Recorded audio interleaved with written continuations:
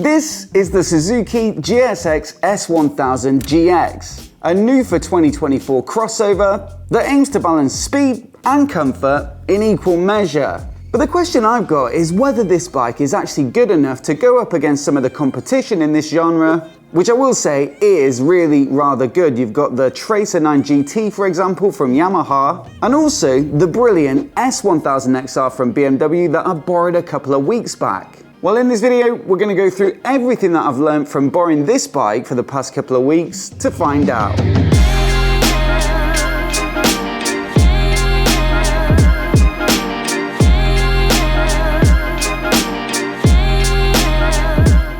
But before we get started, a massive thanks to Kalimoto for supporting the channel and sponsoring this video. Kalimoto make a brilliant navigation app that doesn't just use generic directions for cars and other vehicles, but actually their own dedicated algorithm that's going to help you find the best possible roads for your rides. Whether you're plotting a one-way trip for a tour or something like that, or if you're looking for a loop in your local area, you can choose between curvy or twisty, and that means you'll never have to ride a boring road again. I love using it for finding decent routes when I'm in a new location, but also for mixing up my regular rides when I'm reviewing bikes back here. So look, do check out the link down in the description below to find out more, and there's also a couple of codes down there, one for a free trial, but the other for a discount if you do decide to take out one of their premium memberships. Now we'll start with the engine, because for me this is one of the key strengths of this bike, with their 999cc inline four that's a proven performer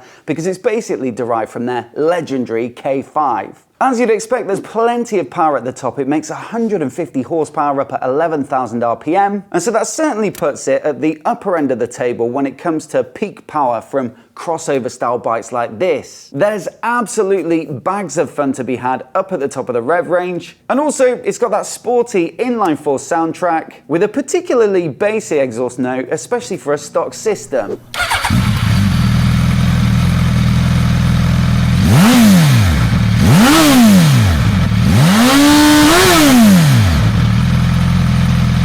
The only caveat that I will mention is, of course, there isn't a great deal in terms of like bottom end shove, but I think that's pretty much par for the course for an inline four. It's the same with the S1000XR, for example, and it's a trade-off I think a lot of potential buyers will be willing to make for that top end rushy peak power. And I will still say there's enough mid-range there to make it pleasant to ride at moderate speeds. It's just not got a lot of excitement down there or a strong kick. But look, it will definitely deliver on thrills when the road opens up. And you've got a very crisp up and down quick shifter fitted as standard, which also helps with that sense of sportiness. As for the handling and chassis, well, it is a little bit of a mixed bag, I'd say. The way it feels and turns is as I'd expect for this sort of sports touring personality, because it's got that decent balance of stability, but also enough responsiveness and agility to make it fun to ride if you do want to pick up the pace on the road. A lot of it, I think, comes down to how you've got this semi-active electronic suspension setup, which is actually a first for Suzuki. It's their first ever bike to get that tech. But yeah, I think you've got to get it dialed into your particular preference in order to start to feel at one with the bike. You see, with the damping, while it is semi-active and constantly adjusting to suit the riding conditions or how you're riding, you know, it still has three modes of hard, medium and soft, and I really do think there's quite a big difference between the three. Hard is particularly hard, and I think probably more suited to like European roads where the surface tends to be a bit smoother. And so I found medium to probably be a better setting for the majority of riding in the UK,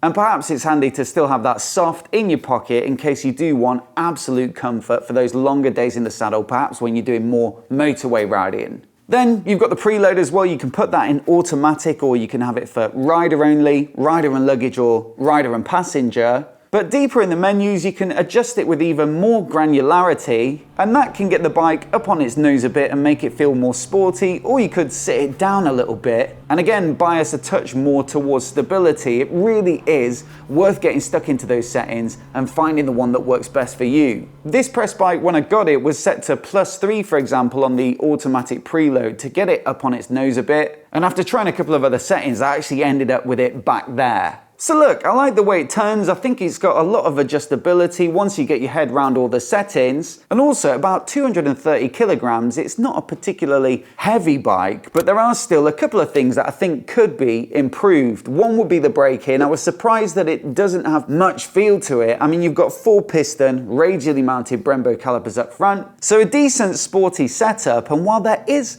plenty of power, if you give the lever a good squeeze, there's not much in the way of initial bite, and there's not much feel until you get to that point. Now perhaps different pads, braided hoses could go some way to help, but yeah, certainly coming off the S1000XR recently, which admittedly you have to pay quite a bit more money for, you know, there is a big difference in terms of the quality and the feel of the braking. Then you've got the tyres. These are Dunlop Road Sports. And on the day that I went and captured the riding footage for this video, it was like on-off showers, and so I was riding between dry surfaces and then those damper patches where it's in the shade and under trees, for example, and I really didn't feel that confident on these tyres. Even though I'd had a little bit of time for the tyres to warm up, I found the front locked up quite easily once, the rear as well. And so yeah, I ended up kind of tiptoeing around and really feeling quite underconfident. Still, I think that's the easier fix of the two, and a lot of people who ride this style of bike, in my experience of speaking to them, generally have like a preferred tyre anyway, so they're probably going to swap it out. But still, it would be nice if it did come on something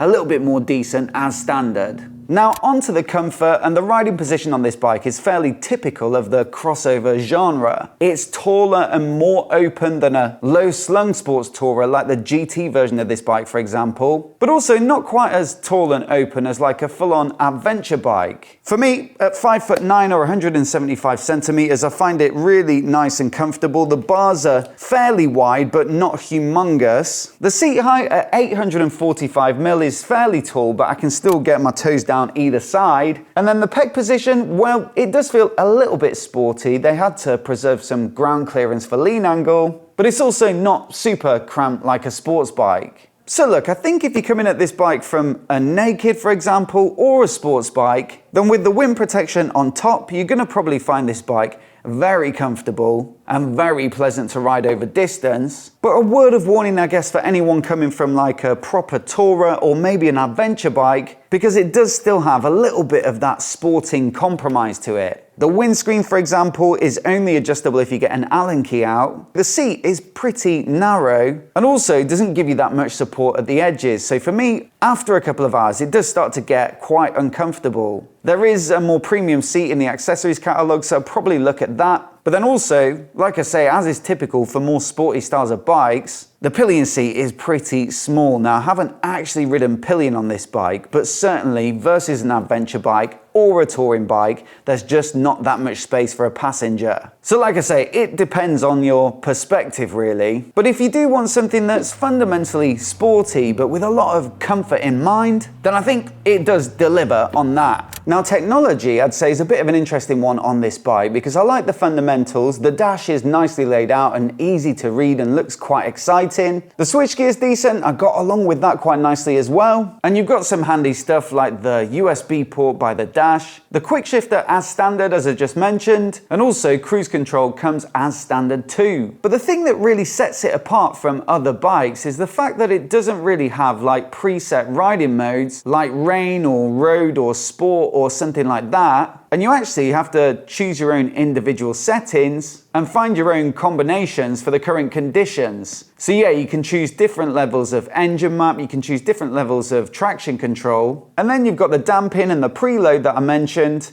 and they're all controlled through the left-hand switchgear. Now on the one hand, it does mean that you have to fundamentally understand the changes that you're making, so in some ways it might give you a better understanding of how the bike's going to behave, but then on the other, I think some people might find it a bit overwhelming or confusing compared to named riding modes where the purpose of each is a little bit more obvious. I'd love to know from you what you think down in the comments below. Do let me know which you think you prefer. And then the other thing I will say about this bike on the tech front is the fact that, you know, I talked about the semi-active being a new thing for them. They made a big point of it at EICMA when this bike was announced last year, and it is a good system with lots of extra features like anti-dive and stuff like that. But I think the fact that semi-active electronic suspension has been on the market for years now just demonstrates the fact that Suzuki have perhaps got a little bit behind and maybe failed to innovate. For similar money, you can get the Tracer 9 GT Plus, and that bike has the absolute works with an active cruise control system that's powered by a radar at the front that ties into almost every facet of the bike. So it can use the linked brakes on your behalf to slow down if it detects the traffic in front is getting too close. And at the same time, it will firm up the suspension to stop the bike wallowing as it forces you to decelerate. And perhaps for some people, you know, that takes a little bit too far and is taking too much control. But my point is more so that the two bikes are fairly similarly priced. And yet on the tech front, you know, it feels like the Yamaha is leaps and bounds ahead. Still, what's here is decent once you get your head around the settings. And like I say, it is good to get some of the very useful stuff like the quick shifter and cruise control as standard, whereas on the S1000XR, for example, that's another 880 quid for their dynamic pack. Now, everyone likes to open the garage to a bike they like the looks of, so what about the styling on this bike? Well, I think the crossover genre is a little bit of a tricky one fundamentally, because proportionally they just look a little bit odd being as tall as an adventure bike, but with the sporty bottom half with the small wheels. So yeah, it's not exactly surrounded by competition that's like Panigale levels of drool worthy. But still, I do expect this front end to be a little bit Marmite. For me, it's an improvement, I'd say, over the GT version of this bike, which had the two headlights that look like little eyes. But I still know from the comments on our videos that these stack projectors aren't for everybody, and it is a very angular and modern looking bike that's probably not going to suit a broad range of tastes. What I will say though is this blue version is probably the most noticeable in terms of that design aesthetic, but there's a couple of more muted options with the black, for example, or like a khaki green, and I think that's probably the best of the bunch. It just softens it a little bit, it looks a touch more stealth, but also the dark green feels more premium than a completely blacked out bike. Still, this one's always going to be a bit subjective, so let me know what you think again down in the comments below and how it compares to an S1000XR, for example, or a Tracer 9. Now, price-wise, you're looking at just under 15 grand for this base model, and there's a fancier version that gets luggage for a few hundred quid more. Generally, I'd say if you're looking for that tall, all-rounder style of bike that's quick and specifically has the semi-active electronic suspension, then this is probably one of the most affordable options. And I think considering what you're getting, generally offers decent value for money. The main competitor though, it has to be said, is that Tracer 9 GT Plus, which again comes with the luggage and is just over 15 grand. Which is a better buy for you, I think really depends on what you're looking for, because this bike has about 30 more horsepower, and the inline 4 really does give you that sporty sensation, whereas the Tracer, well, it is a bit down on power, but the triple has its own charm and a lot of mid-range. It's generally a lighter bike, and also the tech package is pretty phenomenal too. The S1000XR is, for me, probably the most exciting of the bunch, the one that has the best quality to it. The tech package feels really usable as well, but as you'd expect with the BMW, it's got a much higher starting price by a couple of grand. And like I say, some of the features that you might expect to come as standard,